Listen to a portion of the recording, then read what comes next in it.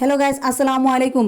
আমি এক ডিলে 5 পাখি মারবো না, না না পাখি মারবো না, আমি ভর্তা বানাবো। আপনারা একদম সহজে আমি কীভাবে বাটাবাটি ঝামেলা ছাড়া আমি ভর্তা তৈরি করবো আপনাদের সব কিছু সম্পূর্ণ দেখিয়ে দেবো A to Z।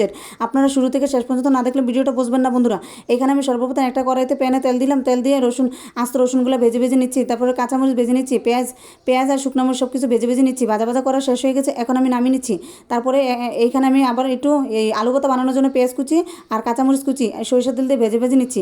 ভাজা হয়ে গেছে, তারপর আমি কালো জিরাগুলো ভেজে নিচ্ছি সরিষার তেল দিয়ে। কালো জিরাগুলো ভাজা হয়ে গেছে, তারপর আমি নামিয়ে নিচ্ছি। তারপর আমি চাপা শুটকিটা ভেজে নিচ্ছি। চাপা শুটকিটা ভাজা হয়ে যাবে, তারপর আমি নামিয়ে নেব।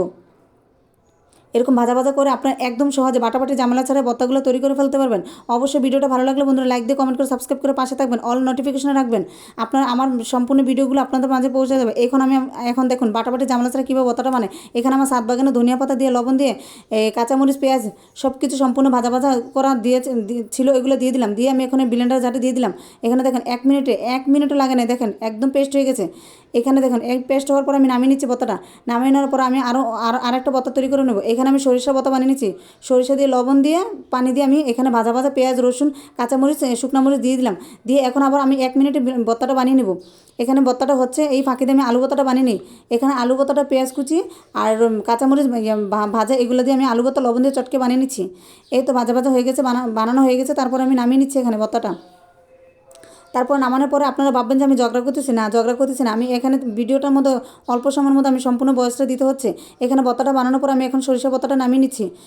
সরিষা ভর্তাটা কিন্তু আমার রেডি হয়ে গেছে। এখানে দেখতে পাচ্ছেন কত সুন্দর সরিষা ভর্তাটা হয়েছে, মানে একদম পেস্টটা দেখেন। মানে আপনি যদি বাটাবাটি ঝামেলা ছাড়া এভাবে বানান তাহলে কি আপনার সহজ না বলেন। এখানে আপনি ভর্তাগুলো তৈরি করার পরে আপনি যে কোনো খাবারের সাথে পরিবেশন করতে পারবেন, খিচুড়ির সাথে বা সাদা ভাতের সাথে বা যে কোনো খাবারের সাথে পরিবেশন করতে পারবেন বন্ধুরা। অবশ্যই ভিডিওটা ভালো লাগলে আমার পাশেই থাকবেন বন্ধুরা। তারপর আমি এখানে আরও একটা ভর্তা বানিয়ে নিচ্ছি। এখানে আমি বানাবো এখন লবণ দিয়ে দিলাম, তারপর কালো জিরা দিয়ে দিলাম। এখানে আরও ভাজা পেঁয়াজ রসুন কাঁচামরিচ সব কিছু দিয়ে দেবো কালো জিরা ভর্তার মধ্যে। এই তো দিয়ে দিলাম। দিয়ে এখন আমি ব্লেন্ডার জারে দিব। 1 মিনিট হয়ে যাবে আমার ভর্তাটা বানানো, দেখতে পাবেন। এই তো ব্লেন্ডার জারে দিয়ে দিচ্ছি। এখন ভর্তাটা আমার 1 মিনিটের মধ্যে একদম পেস্ট হয়ে গেছে, দেখুন দেখতে পাচ্ছেন আপনারা কত সুন্দর পেস্ট হয়ে গেছে। আমি এখন নামিয়ে নিচ্ছি। তারপর নামানোর পরে আমি আরও একটা ভর্তা বানিয়ে নেব।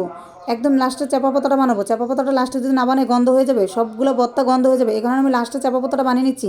এখানে আমি ভাজা পেঁয়াজ কাঁচামরিচ সব কিছু দিয়ে দিলাম। তারপর আমি চাপাগুলো দিয়ে দেবো ধনিয়া পাতা দিয়ে। এই ধনিয়া পাতা দিয়ে লবণ দিয়ে চাপা শুটকিটা দিয়ে দেবো এখানে।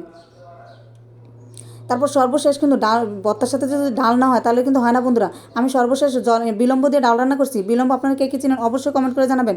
সর্বশেষ বিলম্ব ডালটা দিয়ে তারপরে খাবারের সাথে পরিবেশন করবেন, দেখবেন যে খাবে সে আপনার প্রেমে পড়ে যাবে, মুগ্ধ হয়ে যাবে।